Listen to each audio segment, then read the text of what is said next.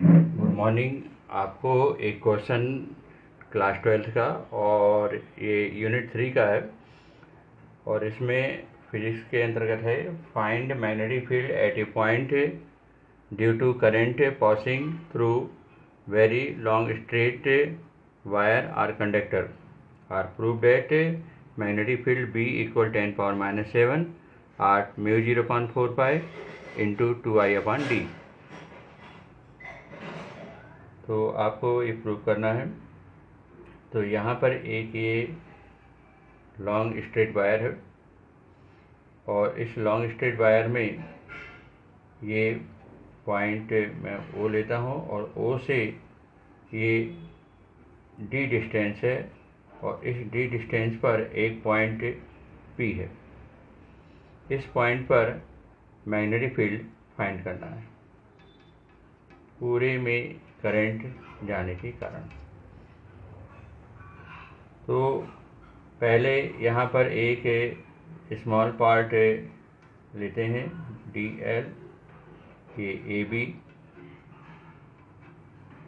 और इस small part में जैसे ही करंट सप्लाई होके जाता है तो इस पॉइंट पी पर मैग्नेटिक फील्ड देखा जाएगा।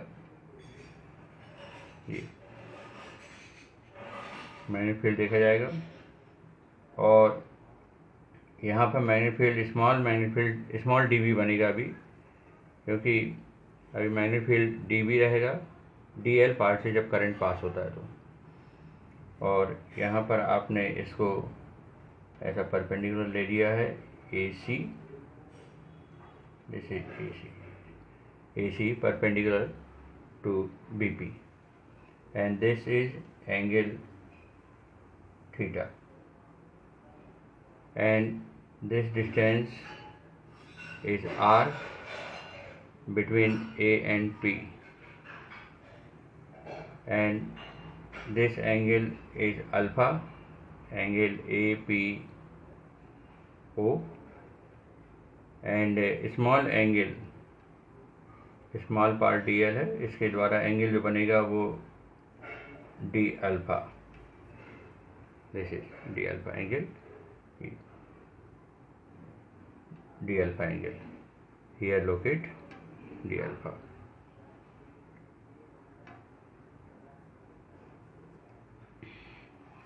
तो we write some theory, there is very long straight wire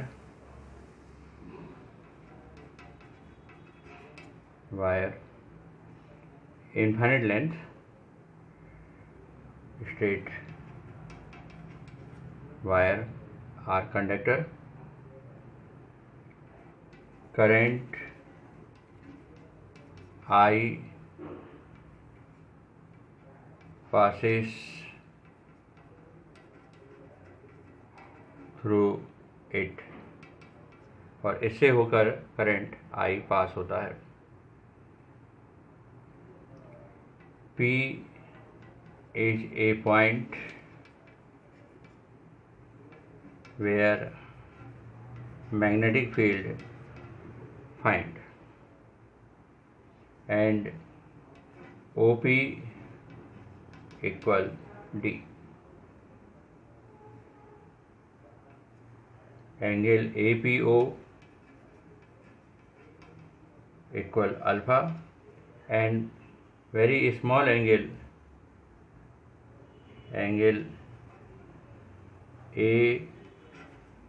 APB equal D alpha. Then small magnetic field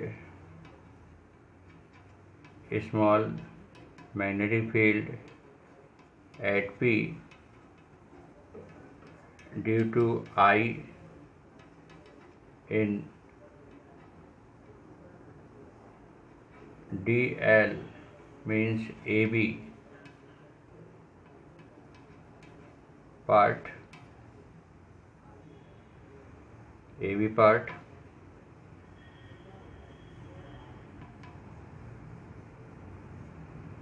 dB equal mu 0 upon 4 pi r 10 power minus 7 IDL sin theta upon r square according to Biot-Savart law. By Biot-Savart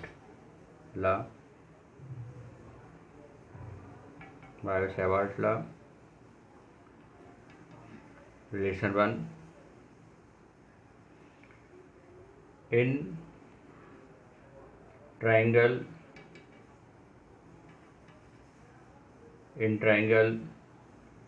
ABC, sin theta equal AC upon DL, then we get AC equal DL sin theta, and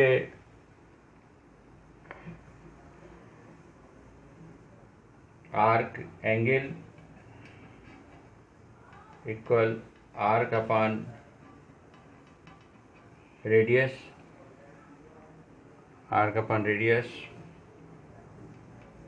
so d alpha equal arc AC and radius r. AC upon r,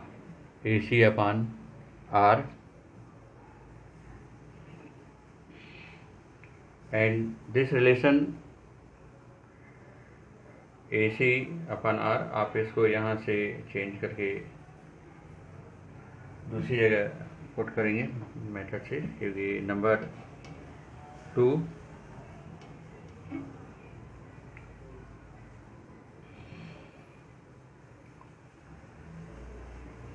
relation बहुत important है, इसको मैं बहुत ही easy way में बता रहा हूँ. Angle equal arc upon radius mean से D alpha equal AC upon R and AC equal RD alpha. This relation is 3. By 2 and 3, AC equal DL sin theta, AC equal RD alpha. So we get DL sin theta equal RD alpha. ये हम compare करके प्राप्त कर लेते हैं. DL sin theta equal RD alpha. Putting the value of DL sin theta, putting value of DL sin theta in 1, इस relation में रख देते हैं आप. Then we get dV equal 10 power minus 7 I DL sin theta की जगह आप लिख देंगे RD अल्फा अपान R स्क्वायर. ये R से R कैंसिल. ये नंबर 4. अब आपको R को यदि रिप्लेस करना भी है यहाँ पर, तो cos alpha equal D upon R in triangle. cos alpha equal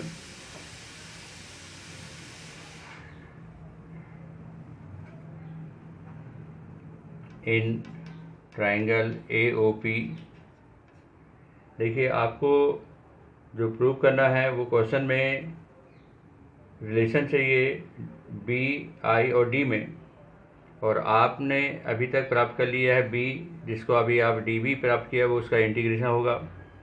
D alpha भी इंटीग्रेशन के लिए आपके लिए तैयार है। आपके पास आई भी आ चुका है। अब आपको आर को यहाँ से एलिमिनेट करना है, तो आर को एलिमिनेट करना है और डी प्राप्त करना है। तो इन दोनों के बीच रिलेशन प्राप्त करने के लिए कास अल्फ़ा का उपयोग करेंगे। तो cos alpha equal base upon hypotenuse मतलब डी अपान आर। तो यहाँ से आपको R equal D upon cos alpha मिल जाएगा, डी अपान कास अल्फ़ा। और ये वैल्यू को आप यहाँ पर पुट कर देंगे, putting value of r in 4। तो ये वैल्यू आप जब आप रखेंगे यहाँ पर, d B equal 10⁻⁻7 I d alpha, और यहाँ पर आर की जगह आप cos alpha d upon cos alpha लिख दीजिएगा। तो आपको ये प्राप्त हो जा रहा है कि D B equal 10⁻⁻7 I upon D cos alpha D alpha. ये रिलेशन नंबर 5। अब ये आपका D B D alpha cos alpha ये इंटीग्रेशन से रिलेटेड प्रॉब्लम हो जाता है, और ये सबसे इम्पोर्टेंट होता है। यदि आपका मैथ से अच्छा है तो फिजिक्स की प्रॉब्लम आप बहुत से सॉल्व कर सकते हैं। इसके बाद आपका ये जो रिलेशन प्राप्त हुआ है, अब ये इस स्मॉल पार्ट जो डीएल है, ये इसमें जो करंट जा रहा था, उस करंट के कारण पॉइंट पी पर अभी स्मॉल मैग्नेटिक फील्ड प्राप्त हुआ है। अब आपको पूरे वायर में जो करंट सप्लाई होगा आई, उसके कारण मैग्नेटिक फील्ड कितना बनेगा वो प्राप्त करना है। तो यहाँ पर मैं लिख रहा हूँ, now total magnetic field at P, total magnetic field at P due to I in whole wire or conductor integrating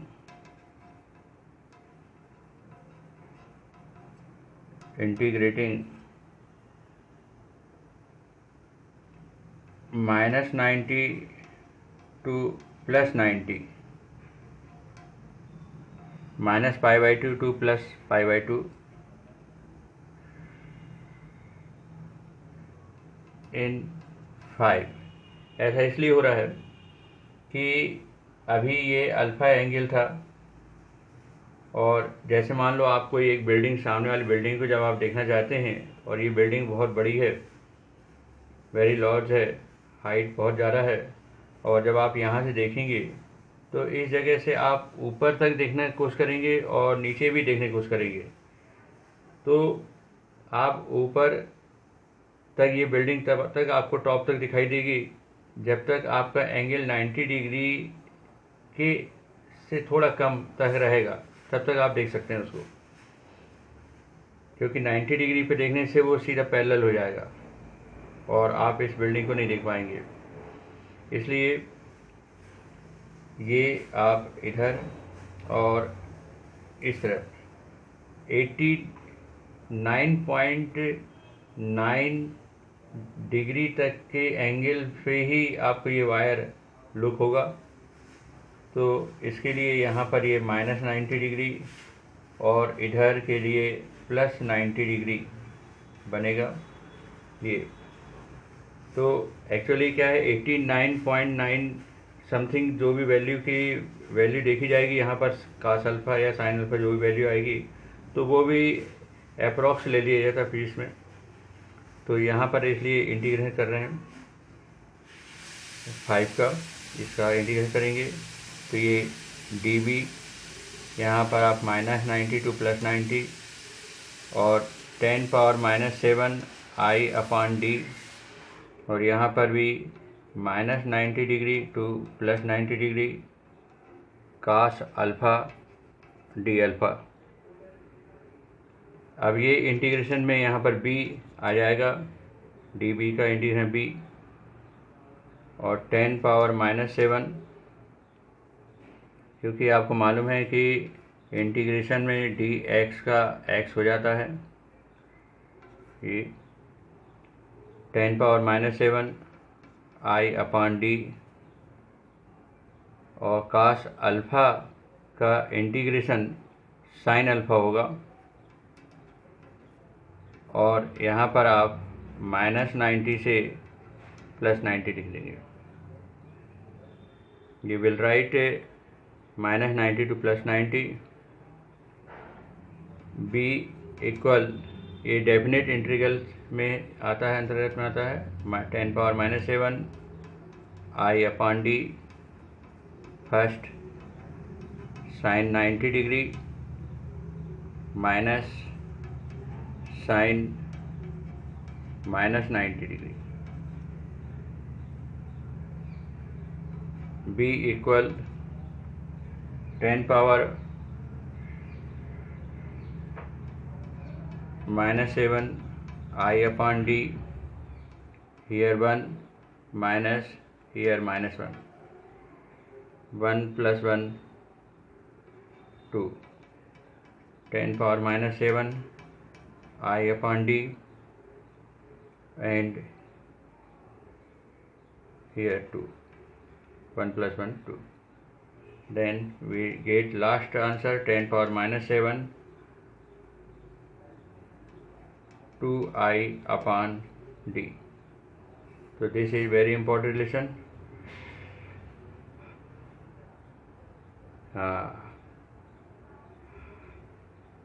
You like this problem solution, subscribe जरूर कीजिए। Thank you.